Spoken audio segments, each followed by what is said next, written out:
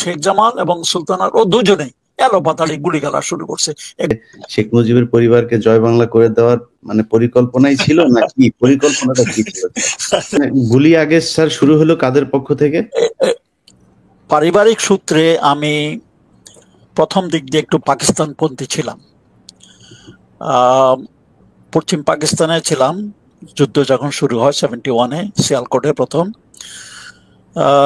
যেহেতু আমি বললাম তো একটু পাকিস্তানপন্থী ছিলাম, পাকিস্তানিরা যেভাবে পূর্ব পাকিস্তানে যেসব ঘটনাবলী হচ্ছে ওইগুলা পাকিস্তানি পেপারে যা দেখতাম, পাকিস্তানি ভাষ্যে যা শুনতাম সেগুলোই বিশ্বাস করতাম প্রথম দিক দিয়ে। এবং আমিও চাইতাম যে পাকিস্তান টিকে থাকুক, পাকিস্তান শক্ত হোক, এরকম আমার একটা ইচ্ছা ছিল।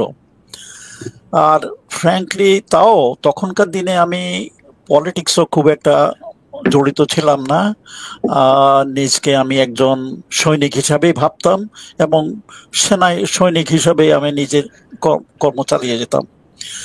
এমনই সময় মে মাসের প্রথম দিকে মনে হয়, ও আরেকটা জিনিস হলো তখন কিন্তু পশ্চিম পাকিস্তানে কোনো বিদেশি পেপার টেপার আসা সব ব্যান্ড ছিল।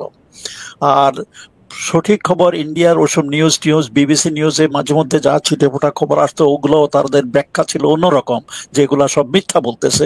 আমিও বললাম তো যেহেতু একটু পাকিস্তানপন্থী ছিলাম, আমি ওগুলো মোটামুটি বিশ্বাস করতাম। তখনই মে মাসের একদিন বিদেশ থেকে পাঠানো গোপনে পাঠানো কিছু পেপার ক্লিপিং আমি পেলাম। সেই পেপার ক্লিপিং ছিল Newsweek, Times, Herald Tribune, guardian, এসব ইন্টারন্যাশনাল বিখ্যাত ইন্টারন্যাশনালের পেপার ক্লিপিং ছিল। তো ওগুলা পড়লাম। ওগুলার ভিতরে ছিল যে 25শে মার্চ থেকে বাংলাদেশে কি হয়েছে, হত্যাযজ্ঞ, যে অপারেশন সার্চ লাইটের মাধ্যমে পাকিস্তান মিলিটারি বাংলাদেশে কি করেছে, এগুলোর খবরগুলা আমি দেখলাম অনেকগুলা। পড়ে শুধু একবার না, আমি বারবার ওটা পড়লাম, বারবার পড়লাম, কারণ আমার মাথা খারাপ হয়ে গেছে পড়ে, যে আমি এতদিন পর্যন্ত কি বিশ্বাস করে আসছি, কি জেনে আসছি, আর এখানে কি সব লেখা। আর এসব ইন্টারন্যাশনাল নিউজগুলা অবিশ্বাস করার কোনো কারণ নাই, কারণ তারা মিথ্যা বলবে কেন। আরেকটা জিনিস হলো 25শে মার্চের আগে অবশ্য শুনেছি যে অনেক বিদেশি জার্নালিস্টদেরকে সরে যেতে বলছে বাংলাদেশ থেকে, তবু অনেকে হোটেল ইন্টারকন্টিনেন্টালে ছিল এবং তারা এসব খবর টবর সংগ্রহ করে বিদেশে পাঠাইতে সম্ভব হয়েছে, তার মাধ্যমে তারা এসব জানতে পেরেছে। ওসব খবরগুলা পড়ে সত্যি বলতে গিয়ে আমার মাথা খারাপ হয়ে গেছে। আমি মানে মানে কয়েকদিন পর্যন্ত আমি ঘুমাতে পারি নাই। আমার মাথার মধ্যে তখন হচ্ছে আমি নিজেকে ধিক্ষা দেওয়া শুরু করলাম যে এই পাকিস্তান সামরিক বাহিনী আমার দেশে আমার লোকজনের কাছে এমন কাণ্ড ঘটাইতেছে, আর আমি তাদের প্রতি লয়ালি অনুগত হিসাবে তাদের চাকরি করতেছি, তাদের এখানে থাকতেছি। আমি যখনই চোখ বন্ধ করতাম, আমি কয়েকদিন পর্যন্ত ঘুমাইতেই পারি নাই, চোখ বন্ধ করতাম, ওসব কাহিনী পড়ে মনে হতো আমার চোখের সামনে দিয়া লাশ ভাসতেছে, আমার চোখের সামনে সেসব হত্যাযজ্ঞের কাহিনী দেখতেছি। তারপরে চোখ বন্ধ করলে মনে হয় যে মা বোনদের আহাজারি কান্নাকাটি আমি শুনতে পাইতেছি। কয়েকদিন পর্যন্ত আমার মাথার মধ্যে এরকম ছিল।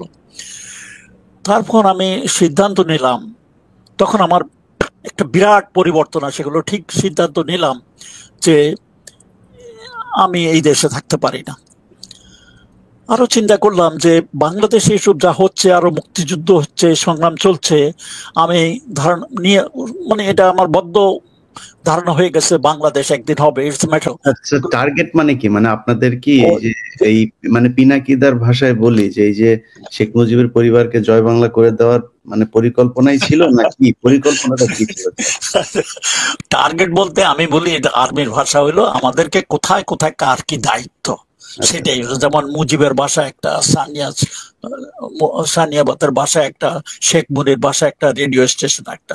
না কিন্তু আগের দিন বিকেল থেকে এই যে পরের দিন পর্যন্ত আপনারা যে পরিকল্পনা করলেন, এই পরিকল্পনায় সব শেষ তো আপনাদেরকে একটা ব্রিফিং করা হয়েছিল, সেখানে বলা হয়েছিল যে শেখ মুজিবের পরিবারকে যে হত্যা করা হবে, এই ধরনের কোনো পরিকল্পনা ছিল কিনা? নো, এরকম কোনো পরিকল্পনা হয় নাই। এক্স্যাক্টলি, ফ্র্যাঙ্কলি স্পিকিং, কোনো ওরকম ধরনের ব্রিফিং করা হয়নি। সময় আমাদের কাছে ছিল না, we ran out of time. কারণ 1 ঘন্টা 2 ঘন্টা আমরা অলরেডি নষ্ট করেছি 16 বেঙ্গলের অপেক্ষায়, 16 বেঙ্গল আসে নাই। অতএব আমাদের কাছে সময় ছিল না।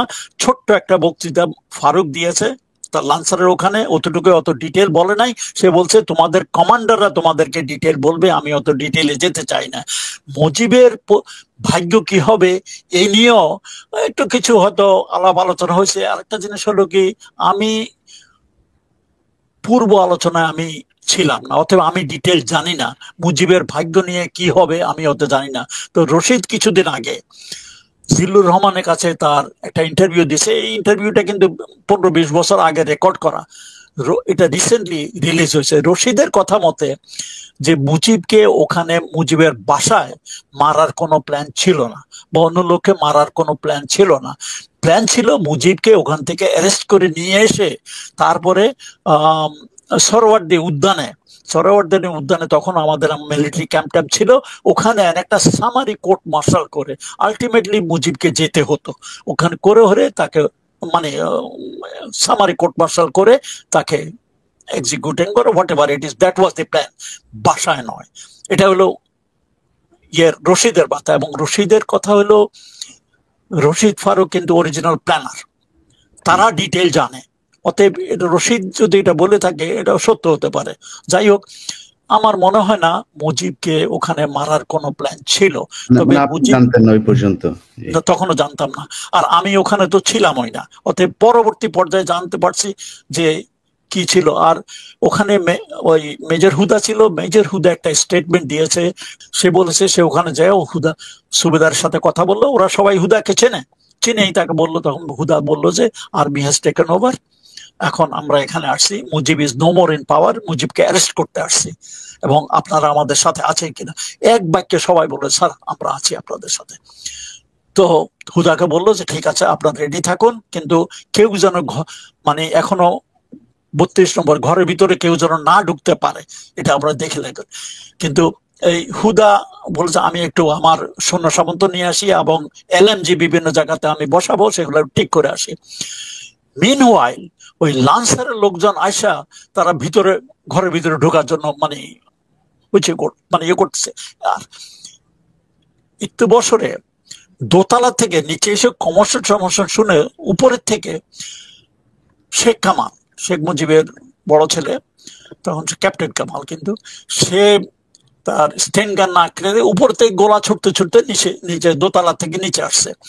আর আরো বলা হয়েছে উপরে দোতলা থেকে সুলতানা, শেখ কামালের ওয়াইফ, সেও একটা মানে অটোমেটিক রাইফেল দিয়ে দোতলা থেকে নিচে যে জমাত হয়েছে, তারা বুঝতে পারছে তারা কেউ অ্যাটাক করতে আসছে, মানে 32 নম্বরে মুজিবের বাসী, ওখান থেকে গোলাগুলি করছে।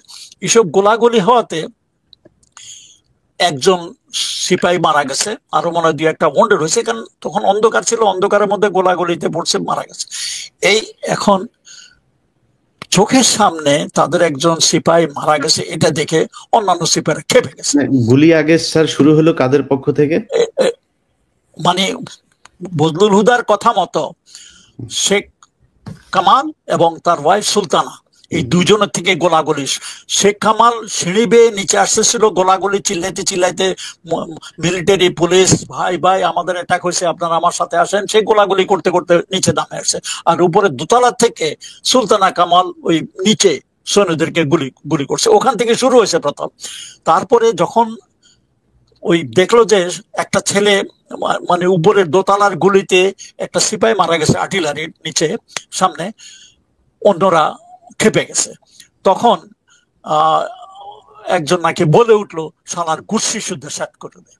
এই কথাটা কিন্তু পরবর্তী পর্যায়ে শেখ মুজিবের বাসার এক চাকর, সে লাফায় যায় পলায় অন্য জায়গাতে আশ্রয় নিচ্ছে, সে ওটা স্বীকার করেছে যে গোলাগুলি শুরু হয়েছে মানে শেখ কামাল এবং সুলতানের তরফ থেকে উপরের থেকে, এবং ওই নিচে একজন লোক মারা গেছে, আরো হয়তো দুই একটা ওয়ান্ডেড হয়েছে, এইসব দেখে অন্যান্য সিপাহীরা খেপে গেছে, বলেছে শালার গোষ্ঠী সুদ্ধা শেষ করে দেয়।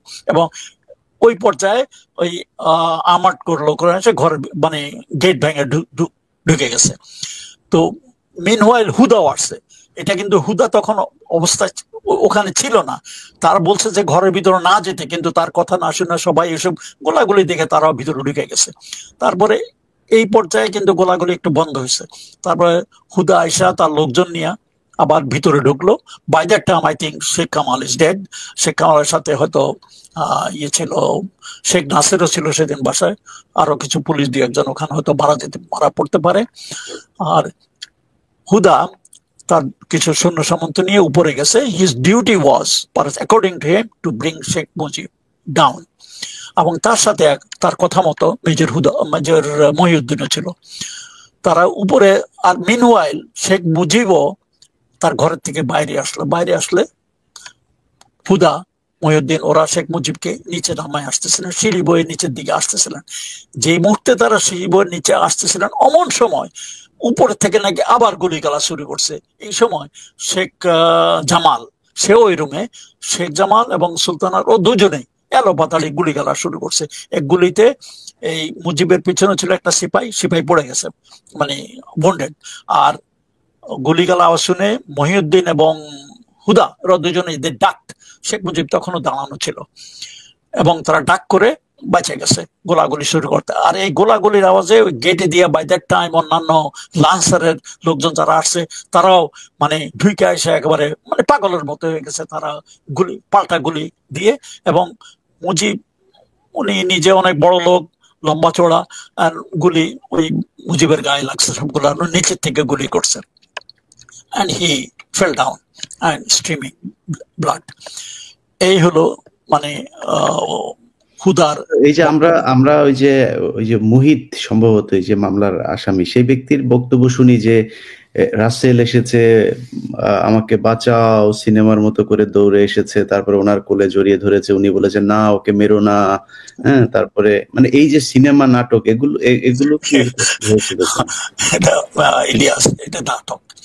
তুমি চিন্তা করো ওই পরিস্থিতিতে কোন একটা বাচ্চা তার মাকে ছেড়ে আসবে, বা মাওকা এরকম 10 বছরের 9 বছরের বাচ্চাকে ছেড়ে দেবে? না, তার কোল থেকে টেনে হেসড়ে নিয়ে আসা হয়েছে, মুহিতের কাছে এগুলা কাহিনী বানানো হয়েছে, কাহিনীকে একটা নাটকীয় মোড় দেওয়ার জন্য। এগুলো একটা মানে চিন্তা করার বিষয়। কিন্তু ঠিক আছে, তারা এক জায়গাতেই থাকে, মাও কি ছেড়ে দেবে? না স্যার, বাট স্যার অত ছোট বাচ্চাদেরকে মারতে হলো কেন, মানে ওদেরকে কেন মারলো?